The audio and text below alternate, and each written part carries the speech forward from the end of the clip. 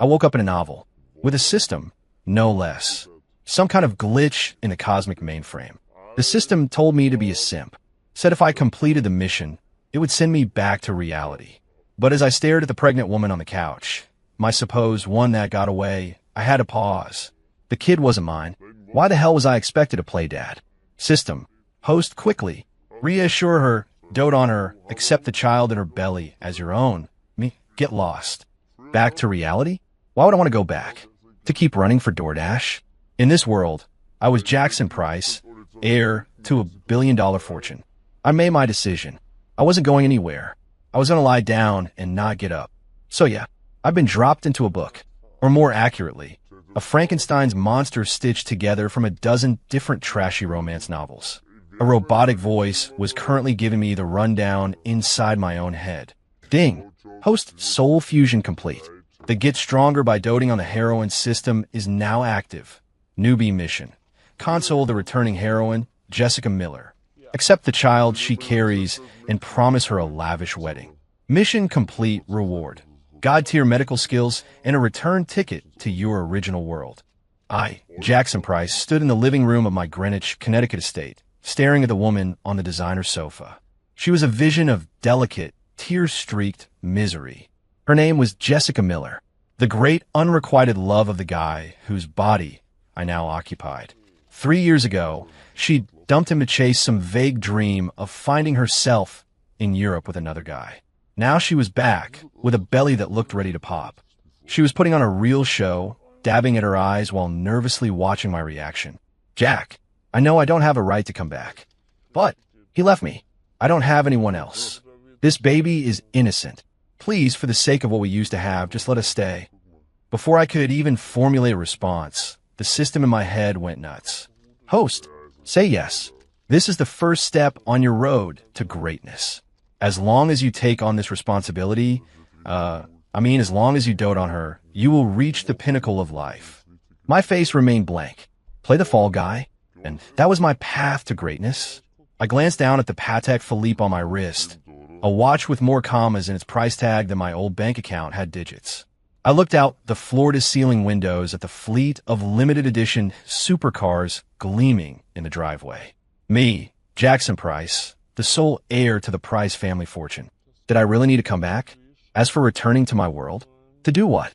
Keep delivering lukewarm tacos in the blistering sun, begging for 5-star reviews? Go back to my shoebox apartment, eating ramen and dreaming of a future that would never come? I was tired. This world had money, free time, and a staff of servants. All I had to do was exist, and I could enjoy the peak of human luxury. Go back. Not a chance in hell. Jack, why aren't you saying anything? Are you mad at me? Seeing my silence, Jessica's sobs grew louder, as if she were the most wronged person on earth. I dug a finger in my ear. It was getting noisy. I gestured to my butler, Abernathy, who stood silently by the wall. Abernathy, sir. He bowed his head, his posture impeccable. I pointed a thumb at Jessica. Make her quiet. Abernathy blinked, clearly not expecting that. After all, everyone in the Price household knew that the old Jackson Price had been Jessica Miller's most loyal puppy. But Abernathy was a professional. He understood immediately and made a polite, but firm, gesture toward the door. Miss Miller, mister. Price is tired and needs to rest. I will handle your arrangements. Jessica stared at me in disbelief, her tears forgotten. Jack, you're kicking me out. I couldn't be bothered to answer her. Instead, I issued a command to the voice in my head. System, deactivate. Host, what did you say? The system seemed to short-circuit. I said deactivate. I quit.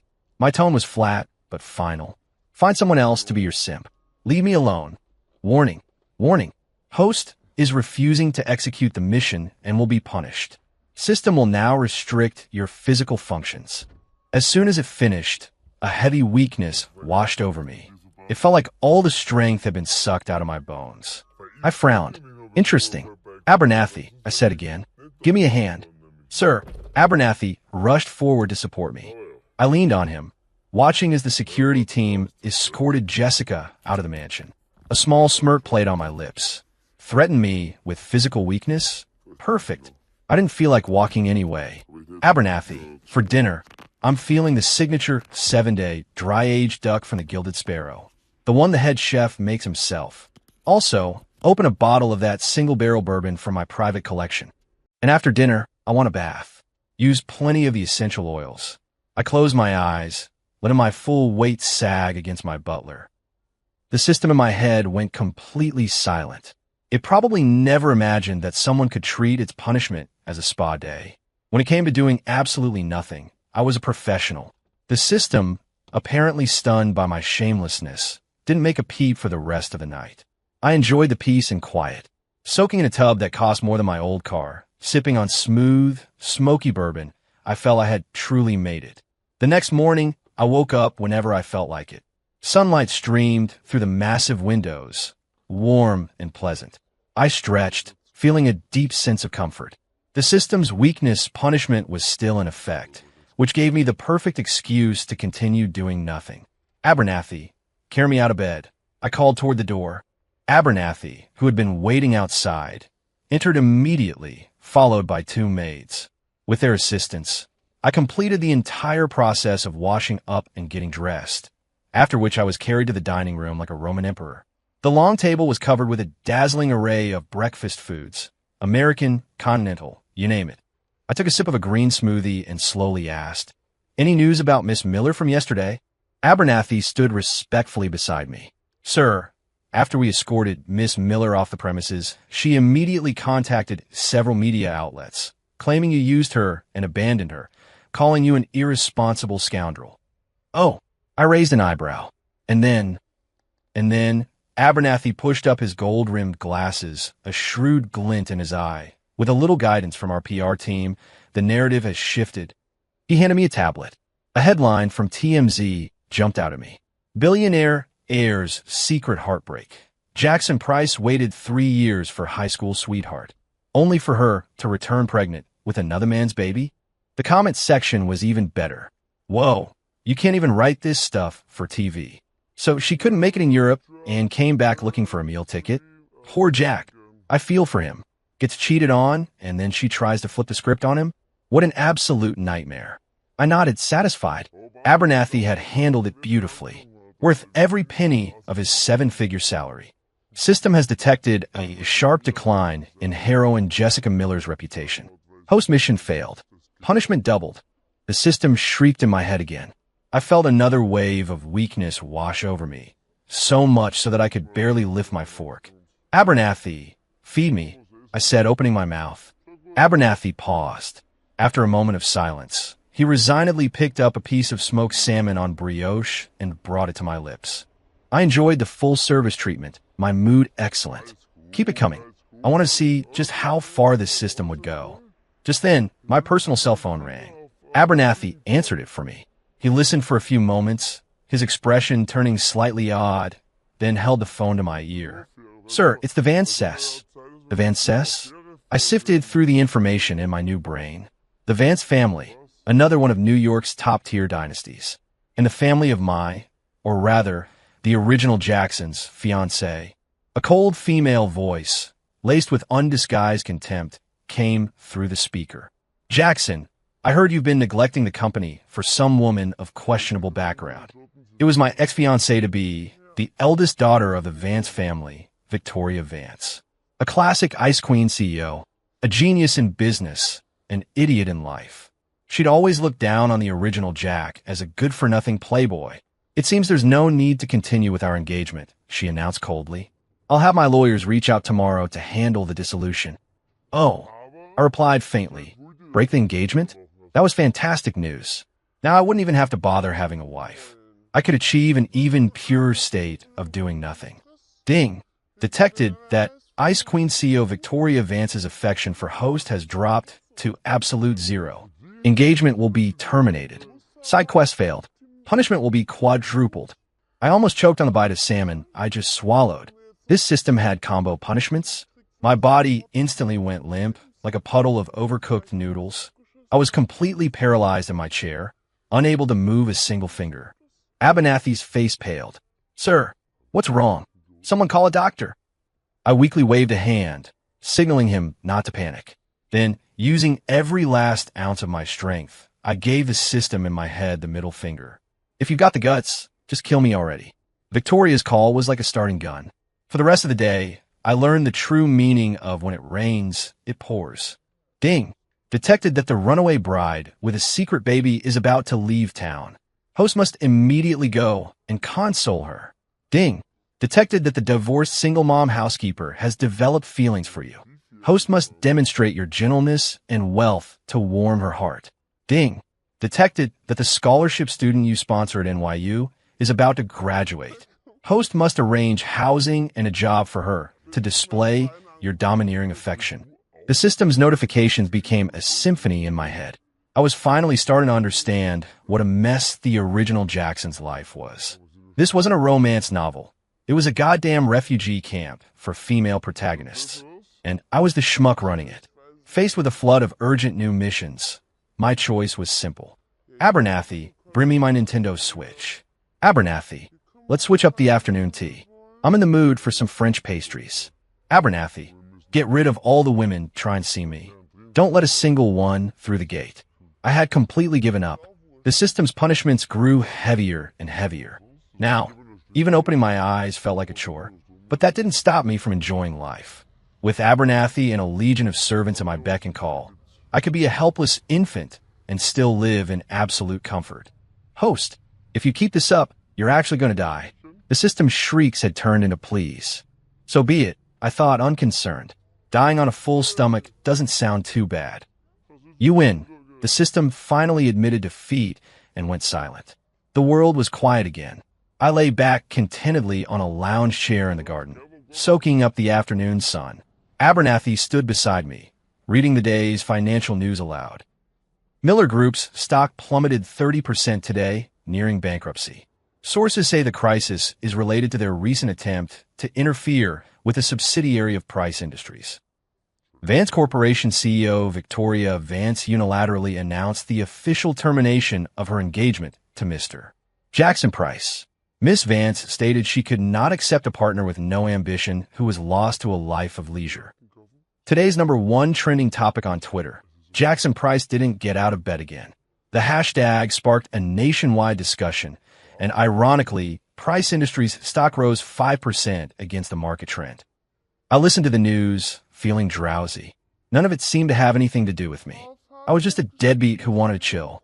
Just as I was about to drift off, a gentle voice sounded nearby. "Excuse me, is this Mr. Jackson Price's residence?" I managed to crack open an eyelid. A young woman in a simple, elegant dress stood not far away. Her hair fell to her waist, and her temperament was serene. She carried herself with a gentle grace, like someone who had stepped out of a painting. In her hand was a beautiful, antique-style pastry box. "My name is Sophie," she introduced herself. "I'm a pastry chef at the Gilded Sparrow.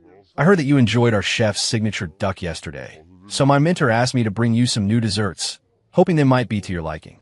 Sophie? I searched my memory banks. Nothing. She wasn't one of the system's designated heroines. She was just delivering pastries. My eyes fell to the box in her hands. I could smell the faint, sweet scent of macarons. My stomach rumbled at the inopportune moment. Sophie heard it. A faint blush rose on her cheeks, but her smile only deepened. "Mr. Price, are you hungry?" She walked over, opened the box, and began arranging plates of exquisite macarons and delicate petit fours on the small table beside me. "I made these myself. I hope you'll enjoy them." I looked at the beautiful little pastries, then at her gentle, smiling face. And for the first time, I felt a flicker of annoyance at this stupid system's punishment. It had robbed me of the simple pleasure of picking up a dessert and eating it myself. For the first time, I was genuinely pissed off at the system. Not because it wanted me to be a simp, but because it was getting in the way of my food. "Abernathy," I sighed. "Feed me." Sophie watched the scene, a flicker of surprise in her eyes that quickly softened into understanding and concern. "Mr. Price, are you not feeling well?" she asked softly. I was too lazy to explain. I just looked at her. In the sunlight, her skin seemed to glow, her long eyelashes like tiny paintbrushes. She was as easy on the eyes as the pastries. Sophie seemed to have completely misunderstood my condition. Watching Abernathy feed me dessert, as if I were a quadriplegic, her eyes filled with a sympathy that was practically overflowing. "Mr. Price, your illness. Is it very serious?" she asked tentatively. I lazily raised an eyelid, but didn't speak. "Serious?" "Damn right, it was serious. A terminal case of laziness, with no known cure." Abernathy, right on cue, let out a mournful sigh. The young master. Well, it's a long story. His acting was so good he deserved an Oscar. Sophie fell for it hook, line, and sinker. Her gaze on me became even more tender. "It's all right. You'll definitely get better," she comforted me. Her voice is soft as a feather stroking my heart. She took a small, embroidered sachet from her purse and offered it to me. "I made this myself with calming herbs. The scent might help you feel more comfortable." The sachet was embroidered with a delicate orchid. The fine needlework spoke of the maker's care. A clean, elegant herbal scent wafted from it, and it was genuinely calming. I gestured for Abernathy to accept it. "Thank her for me," I told him. Abernathy dutifully relayed my gratitude, adding a tragic, "My master cannot speak, but he is deeply grateful. Look for good measure." Sophie waved her hands, insisting it was nothing. She sat with me for a while, chatting about food and the art of tea. I found she was incredibly knowledgeable, speaking with ease about everything from the nuances of French cuisine to the proper techniques for brewing different kinds of tea. Talking with her was comfortable, not like the women from the system's missions, who were always either crying, demanding something, or trying to get something out of me. Sophie was different.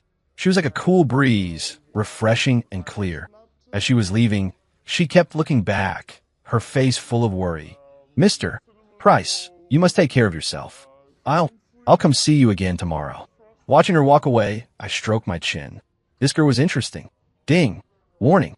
Host is detected engaging in excessive interaction with a non-mission target. Cease this dangerous behavior immediately. The system's voice was back, tinged with a new note of frantic anger. I ignored it. "Abernathy, run a background check on this Sophie Hayes," I ordered. As much as I liked her, a little caution was never a bad thing. Abernathy was efficient. Half an hour later, Sophie's file was in front of me. Happy family. Only child, both parents were tenured professors at Columbia. A family of academics. She herself was a star student, winning awards all her life. After graduating, she turned down offers from several major corporations because of her passion for culinary arts and chose to become a junior pastry chef at the Gilded Sparrow. Her background was spotless, her resume as clean as a freshly wiped plate. Most importantly, her family's background seemed to be even more influential than my ex-fiancée Victoria's. The Hayes family was just incredibly low-key, old money that didn't advertise. I looked at the report and smiled. Excellent. Now I could interact with her without any worries. "Abernathy, when Miss Hayes comes tomorrow, have my personal reserve of Da Hong Pao tea ready." "Yes, sir."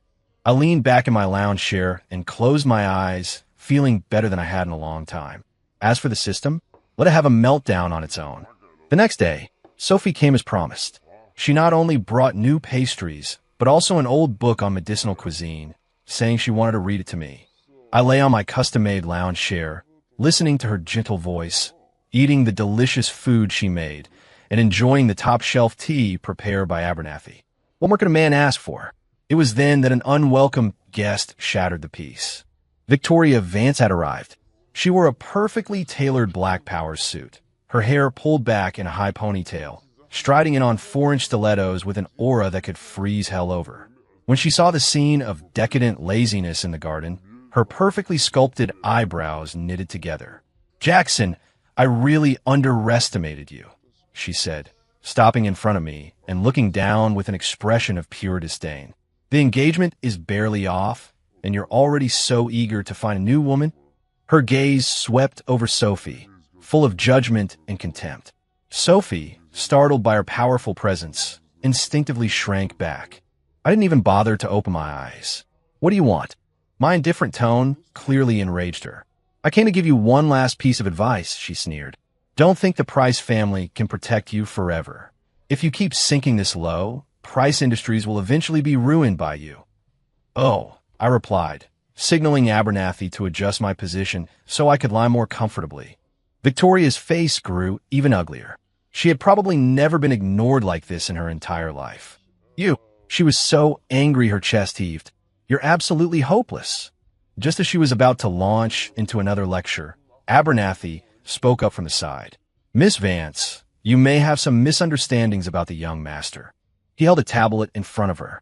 On the screen was the stock chart for Price Industries for the day. A bright red line, trending sharply upward, stabbed at Victoria's eyes. Just 1 minute before you arrived, Miss Vance, Voyager Tech, a subsidiary of Price Industries, successfully launched the world's first fully holographic interactive system. The technology is at least a decade ahead of the industry. Abernathy's voice was calm and steady. Driven by this news, the total market value of Price Industries has increased by $30 billion in the last half hour. The color drained from Victoria's face. Her fingers, clutching her designer handbag, turned white from the pressure. Impossible, she whispered, her lips moving but unable to form the words. He didn't do anything. She'd had people watching me for days. The reports were all the same. Jackson Price was at home, lying around, eating and sleeping like a vegetable. How could a vegetable pull off an industry-shattering feat between naps? Abernathy smiled, a hint of pride in his expression. Our master simply delegates to his trusted subordinates and manages the overall direction. It allows him to live more comfortably.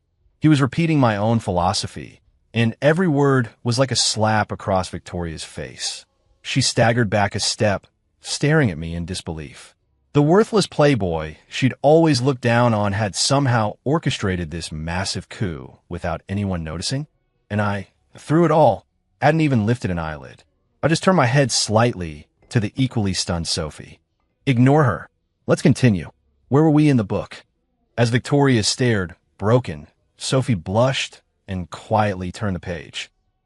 We were at the part about, for good health, the most important thing is a cheerful disposition. I smiled, satisfied. Exactly. A cheerful disposition is more important than anything. Victoria Vance left in a daze. I could only imagine the hurricane raging in her mind. The man she had despised for years, the man she thought was nothing but a waste of space, had suddenly revealed himself to be a master strategist pulling the strings from behind the curtain. The cognitive dissonance was probably enough to give her an existential crisis. And I, the supposed architect of it all, just shifted into a more comfortable position and continued listening to Sophie read. The way Sophie looked at me had changed, too. If before it was pity and affection, now it was mingled with curiosity and awe. Mr. Price, you're amazing, she said with sincere admiration. I just smiled. It wasn't me who was amazing. It was Abernathy and his team of overachievers. I was just the guy who gave vague instructions like handle it, or that project looks interesting. They were the ones who interpreted my philosophy of ultimate laziness as some kind of enlightened, hands-off leadership style. What could I do? My hand were tied. Metaphorically. Ding. Detected that Ice Queen CEO Victoria Vance has developed a strong curiosity toward the host. Regret value plus 50. Congratulations, host. You have successfully sparked the female supporting character's desire for conquest. The system's voice piped up again, this time with a sycophantic edge. I couldn't be bothered with it. Sophie, I said, don't call me Mr. Price. It's too formal. Call me Jack. Her face instantly flushed the color of a ripe apple. I couldn't. Then give me a special name, just for you. I coaxed. The romance novels I'd skimmed said this kind of thing increased the sweetness factor. Sophie looked down, fidgeting with the hem of her dress, and mumbled for a while. Then, can I call you Jack? She whispered. You already do, I said, but sure. Then you can't call me Miss Hayes either, she said, gathering her courage to look at me. You can give me a name, too. I looked into her clear eyes and thought for a moment. How about Sophie? Okay, she nodded emphatically, her eyes curving into two happy crescents. The mood was perfect, right up until my stomach decided to make another cameo. Sophie giggled. Jack, are you hungry again? Still smiling, she naturally picked up a macaron and held it to my lips. I opened my mouth and took a bite. It was sweet. I wasn't sure if it was the pastry or her smile. Just as this sweet, tender moment was unfolding, a discordant note broke the harmony. One of the maids came running up, looking flustered. Sir, there's a problem. There's a college girl at the gate with her luggage. She says you told her she could move in. I frowned. Ah, the poor scholarship student from the system's mission roster had arrived. Ding. The innocent college student has arrived. Host must immediately display your domineering affection, pull her into your arms, and declare, from now on, this is your home. The system was back to its hyperactive nonsense. I sighed. So annoying. Interrupting my afternoon tea with Sophie. Abernathy, I called. Sir, at your service. Lock the gates. Release the hounds. I always had faith in Abernathy's ability to get things done. After a brief commotion involving some barking and a woman's shriek, the world was quiet again. Sophie looked at me, a little worried. Jack, is that? Okay, it's fine, I said with my eyes closed. Just a fly.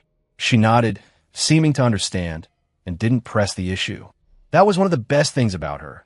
She was smart, knew when to let things go, and never pried into things I didn't want to talk about. She just quietly took out a handkerchief and gently wiped a crumb from the corner of my mouth. Her fingertips were cool and carried a faint, clean scent. They brushed against my lips by accident, sending a tiny jolt through me. I felt her hand freeze for a second, her breathing hitching. I opened my eyes and met her shy, evasive gaze. The atmosphere suddenly thickened with unspoken things. Sophie, I said, my voice a little husky. She didn't dare look at me. Your pastries are delicious. I'm glad you like them. Are you coming back tomorrow? Yes. I smiled. Just then, my ragdoll cat, Snowball, sauntered over with elegant steps. He walked right up to Sophie and rubbed his fluffy head against her ankle. Sophie let out a little gasp of delight. Oh, what a beautiful cat. His name is Snowball, I said. He's usually pretty aloof. I'm surprised he likes you so much. As if he understood me, Snowball settled down by Sophie's feet, purring contentedly. She cautiously reached out and stroked his back. Snowball closed his eyes in bliss. He's so sweet, Sophie said, her eyes sparkling. I have a golden retriever at home, she said enthusiastically. Her name is Sunny, and she's just as sweet as Snowball. I'll bring her next time so they can meet. A thought popped into my head. The pets getting together before the owners did. That was another classic trope for my research. Excellent. We could arrange that. The next few days were pure bliss. I'd wake up late, then lie around in the garden, waiting for Sophie to arrive with her homemade lunch and her golden retriever, Sunny. Snowball and Sunny hit it off immediately, spending their days wrestling and rolling around on the lawn. Sophie and I would sit and watch them just talking. Our relationship blossomed in that calm, warm atmosphere. I started memorizing all the little things she mentioned, that she liked her lattes with only one pump of vanilla, that she curled her toes when she was concentrating on a book. In return, she took care of me during my illness, even learning massage techniques to help with my muscle stiffness. Every time her soft hands pressed against my very much not stiff abs, I could feel the heat rising in her cheeks. And I couldn't resist teasing her, waiting until she was about to die of embarrassment before gently catching her hand. Sophie, if you keep touching me like that, something's going to happen. Her face would instantly turn a shade of red I didn't know was possible. That kind of innocent, blushing intimacy was far more thrilling than any cheap hookup. Of course, the system hadn't given up. It was still relentlessly issuing missions. Something about a runaway bride returning to beg for forgiveness, or the single mom housekeeper bringing me a midnight snack. But Abernathy and I handled them all with our four-word mantra: lock the gates, release the hounds. Then one day, I got a call from an unexpected person. My dear old dad, the chairman of Price Industries, Arthur Price. You brat, he roared as soon as I picked up. Get your ass down to the office. Now, immediately. His yelling didn't faze me in the slightest. I yawned. What's up? What's up? You have the nerve to ask me what's up? He sounded like he was about to have an aneurysm. Look at the mess you've made. The Vance girl broke off the engagement. That Miller girl is dragging your name through the mud all over town. And now some other girl, a daughter of the Harrison family, is claiming you knocked her up and ghosted her. I told you to come learn the business, and you spend all day lying around at home. Are you trying to bankrupt this family? I listened to his tirade and found it slightly amusing. But the stock is up, isn't it? That shut him up for a second. That was a fluke. You got lucky, he sputtered. Regardless, you have to get down here today. There's a board meeting And as the heir, you have to be there. With that, he slammed the phone down. I lowered the phone and glanced at Sophie, who was looking at me with concern. Jack, your father. He sounded really angry. It's fine, I said, patting her hand reassuringly. It's just a boring meeting with a bunch of old guys. Ding. Main quest triggered. Attend the Price Industries board meeting. Demonstrate your capability and charisma to the board members and solidify your position as heir. Mission reward. Removal of the extreme weakness punishment. Full motor functions will be restored. Oh, I raised an eyebrow. Now, that was a tempting reward.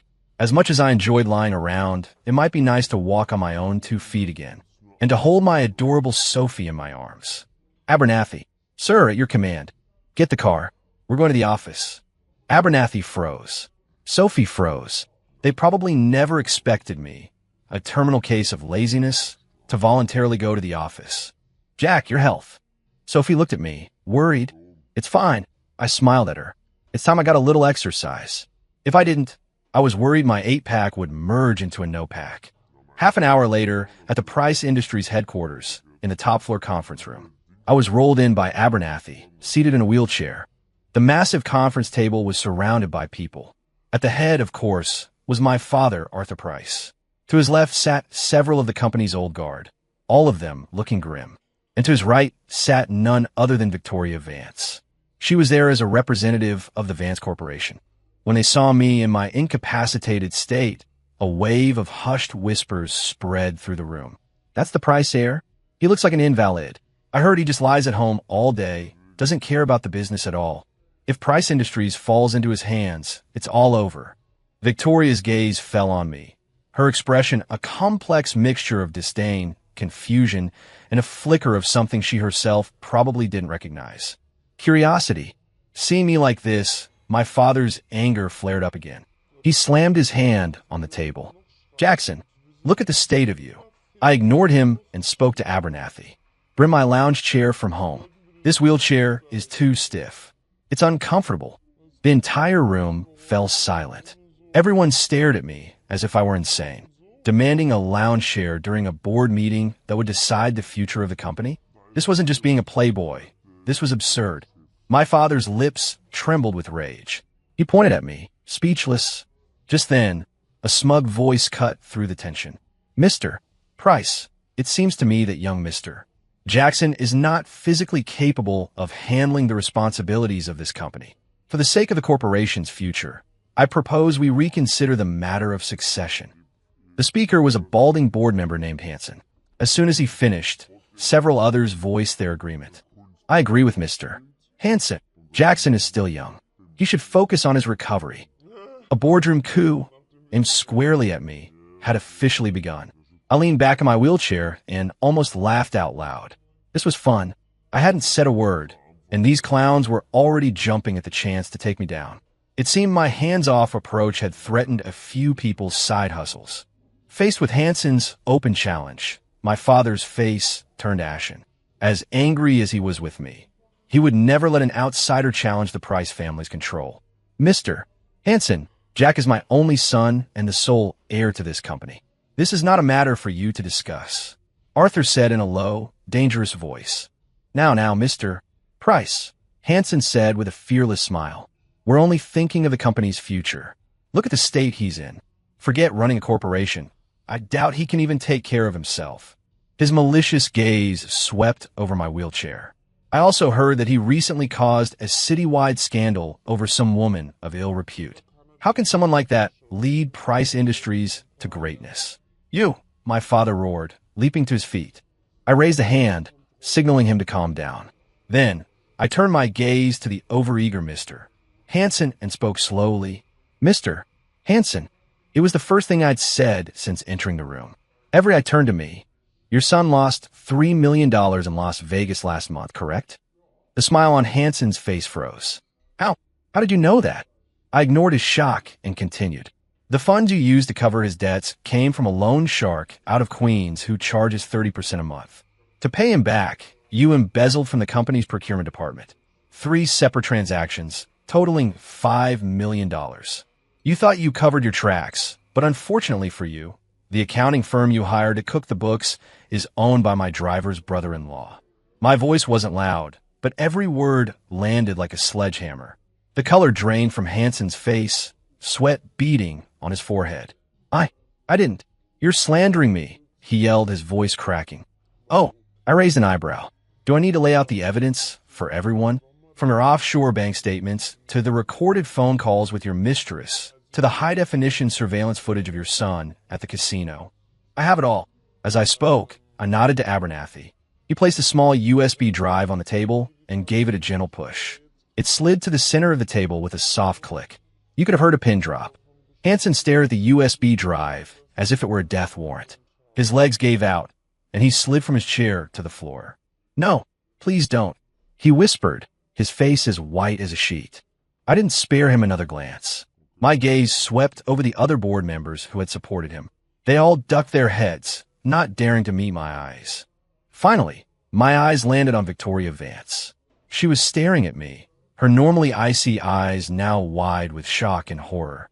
She couldn't possibly comprehend how I, the invalid, knew so many secrets, or how I wielded such terrifying power. I gave her a little smirk. Confusing, isn't it? That's the point. Because I was playing with cheats, even if the cheat code was a bit buggy. Ding! Congratulations, host, for successfully intimidating the board and displaying your kingly demeanor. Mission completion. 50%. Ding. Detected Ice Queen CEO Victoria Vance's awe value plus 100. Regret value plus 100. She is beginning to question the wisdom of her previous decision. I ignored the system's notifications and turned to my father. Dad, the meeting can continue now. Arthur stared at me, dumbfounded, as if he were seeing his son for the first time. It took him a long moment to find his voice. Right. Let's continue the meeting. The atmosphere in the room had completely changed.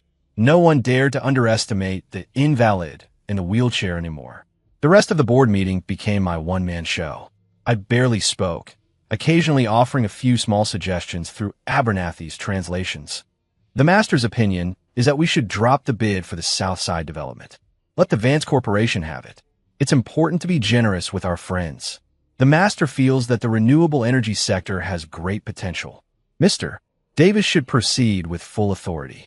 Funding will not be an issue. The master says that Mr. Hansen is getting on in years. It's time for him to retire and spend more time with his family.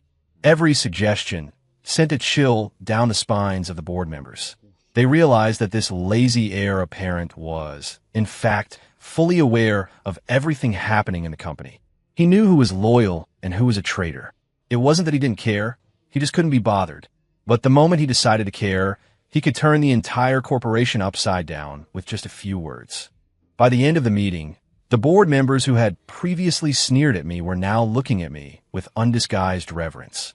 My father was so moved he was nearly in tears, gripping my hand and repeating, "Good son, my good son, I knew you had it in you." I pulled my hand away in disgust. Don't touch me. In my previous state, even being touched was tiring. Ding. Main quest, intimidate the board, successfully completed. Reward issued. Extreme weakness punishment has been lifted. A wave of warmth spread through my body. The strength that had been stolen from me came rushing back. I stood up from the wheelchair, stretched, and rolled my shoulders. A series of satisfying cracks echoed in the silent room. This long-lost feeling of being in control of my own body felt amazing. Everyone in the room stared, completely stunned by my sudden movement. Your legs, my father stammered, pointing at me. Oh, I wasn't feeling well for a while. I'm better now, I said nonchalantly. Nobody believed that for a second. You could see it written on their faces, but no one dared to ask.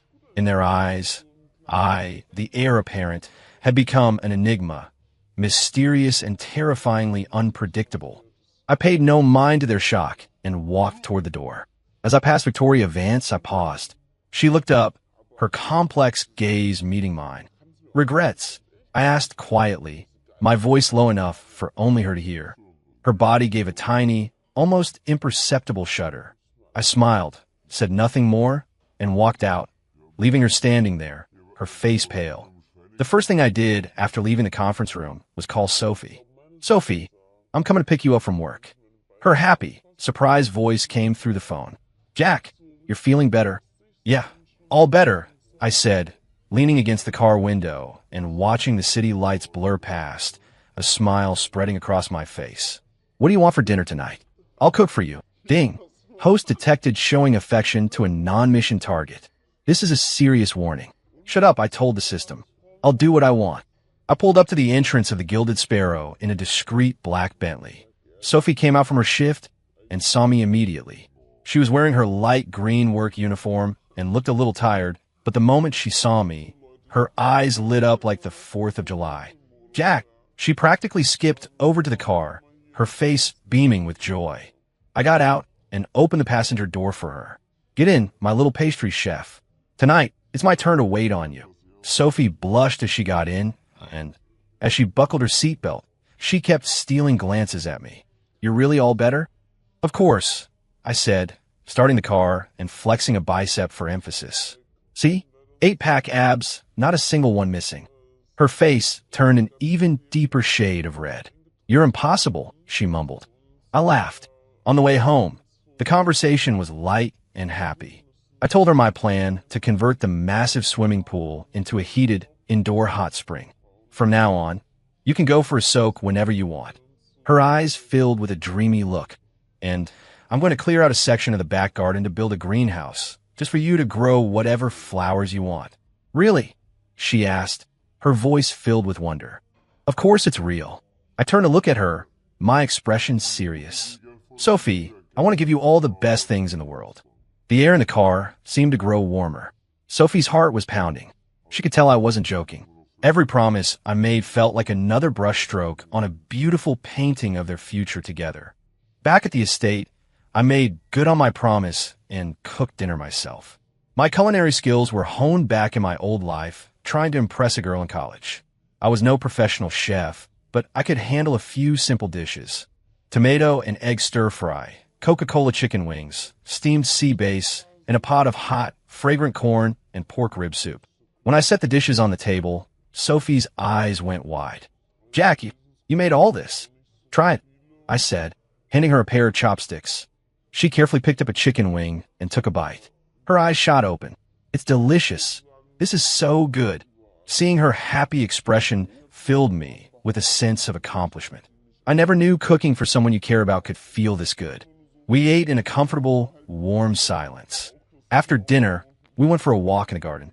Snowball and Sunny chased each other around our feet. The moonlight was soft and silvery. Jack, Sophie suddenly stopped and looked up at me. Thank you. For what? For being so good to me, she said, her voice soft and trembling slightly. I reached out and gently cupped her face. You silly girl. I should be thanking you. Thank you for showing up in my world. You were like a ray of light that shone on a life I had planned to waste just lying down. My words seemed to touch the softest part of her heart. Her eyes started to well up. I lowered my head and gently kissed her. Her lips were just as soft as I had imagined, with the lingering sweetness of the pastry she made. She was hesitant at first, but with a little guidance, she began to kiss me back with a passion that surprised us both. Just as we were lost in the moment, a choked, tearful voice shattered the beautiful silence. Jackson, you too. I turned my head. Standing in the shadows of a large oak tree was another woman. It was Victoria Vance. I had no idea when she had arrived or how long she had been standing there. But right now, she was looking at us with an expression I had never seen on her before, shattered and utterly hopeless. Her usually cold, proud face was streaked with tears. Victoria's appearance was like a bucket of ice water, extinguishing all the romance. Sophie jumped, pulling away from me with a gasp. Her face was beet red as she nervously tried to smooth down her clothes. I, on the other hand, was perfectly calm and slightly annoyed. Her timing was impeccable.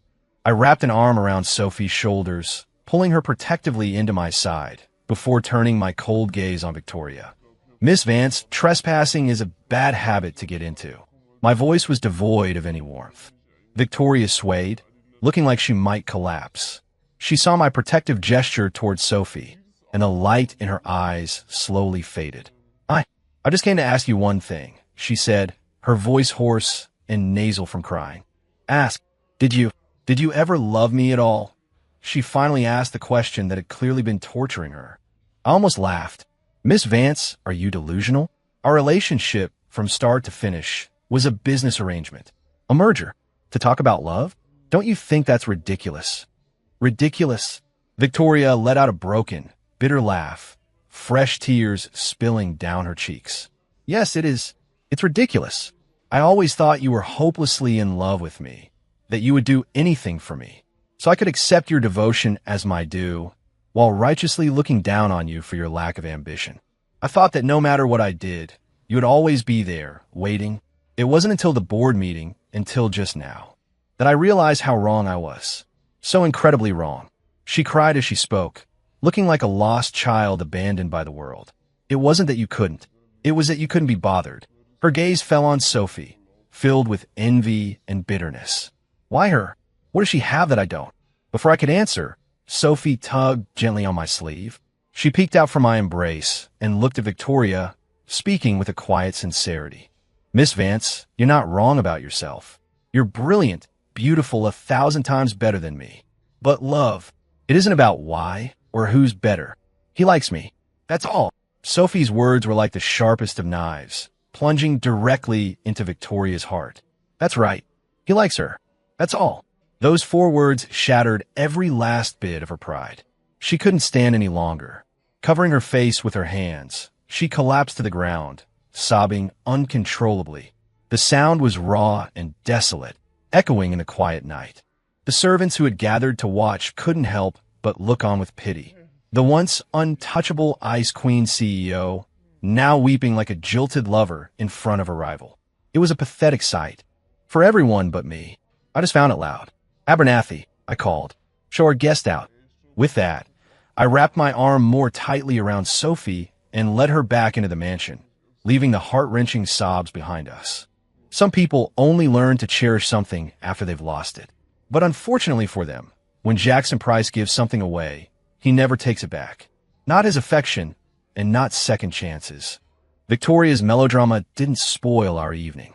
Back in my room, I saw Sophie's face was still flushed, and I couldn't resist teasing her. That was pretty impressive back there, my brave Sophie.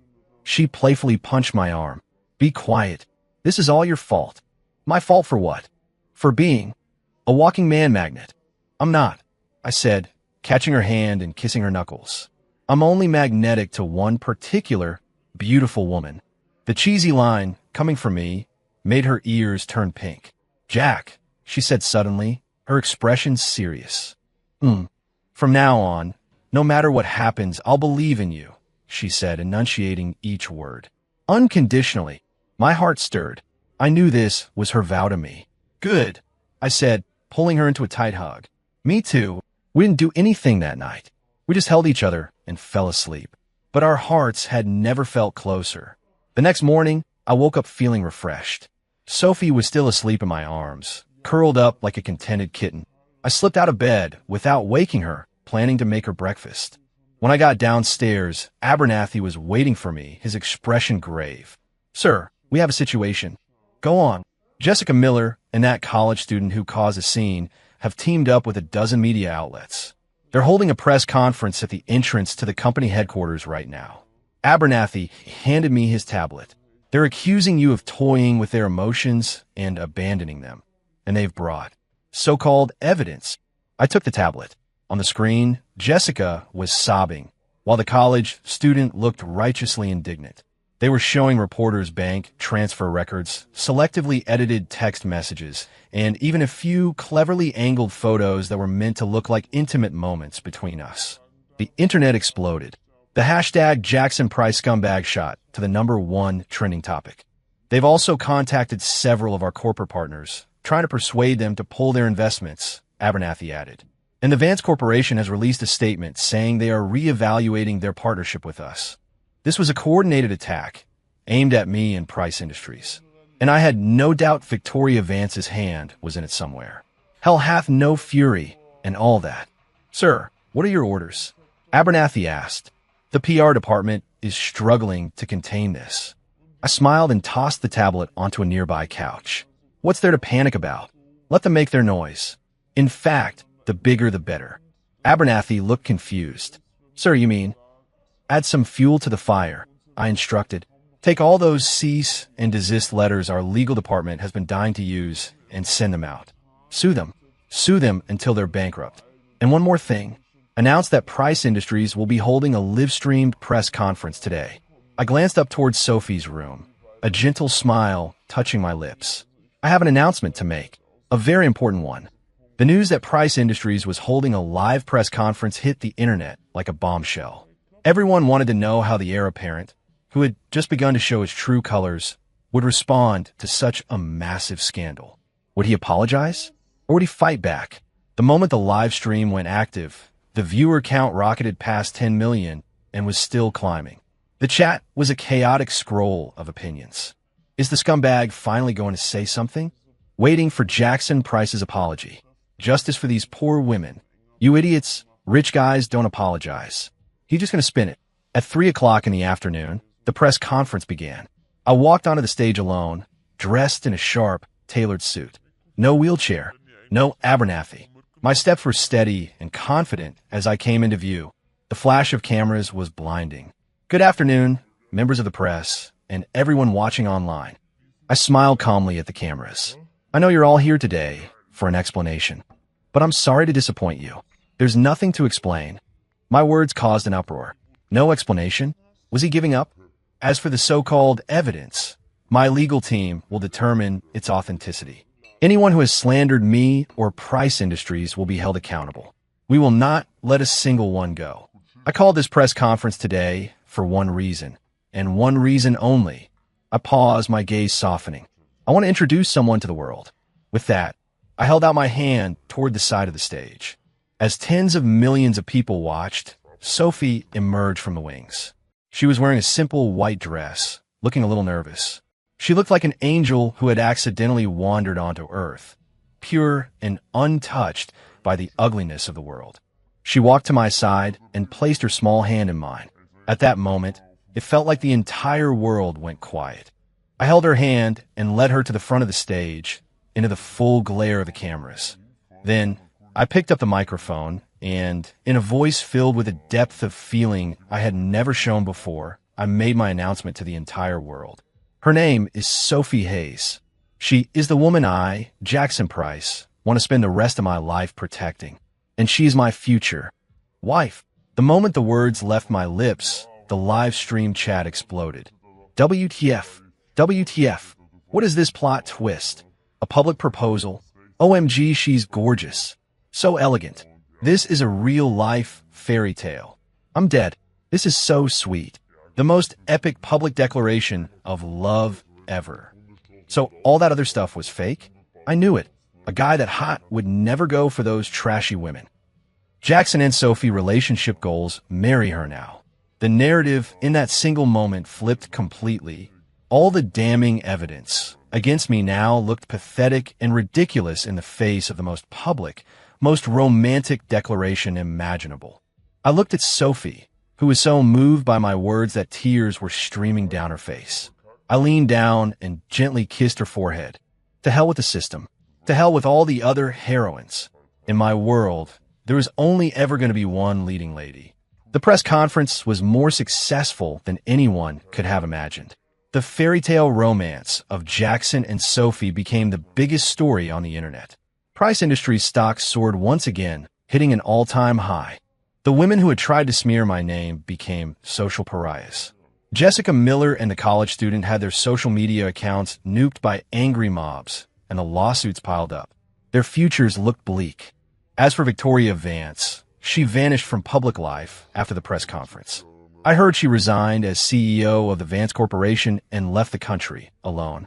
None of that mattered to me anymore. All my attention was focused on my Sophie. I made good on all my promises. The swimming pool became a beautiful hot spring. The garden now housed a magnificent greenhouse filled with her favorite flowers. We lived like any normal couple, cooking together, taking long walks, cuddling on the couch watching old movies. I, the former master of doing nothing, had become a master of doting on my wife-to-be, and I loved every minute of it. The system, having finally accepted its utter defeat, left me with one final message. "You one of a kind, host." And then it was gone for good. The world was finally completely quiet. 6 months later, on a private island in the Maldives, I asked Sophie to marry me. There was no grand ceremony, no crowd of guests. Just the two of us under a blanket of brilliant stars. I got down on one knee and slipped a ring I had designed myself on her finger. "Sophie, marry me." She was crying and laughing at the same time as she nodded vigorously. "Yes." I pulled her into my arms, feeling like I held the entire universe. I had finally understood. A truly satisfying life wasn't about how many enemies you crushed or how much money you made. It was about cutting through all the bullshit and finding what was real. To be able to lie down with the person you love and watch the sun rise and set. That was the ultimate prize. As for the wedding night, well, let's just say I had a lot of missed time to make up for from when I was sick. After all, I had an 8-pack, a V-line, and a whole lot of stamina. Sophie, my love, I hope you're ready.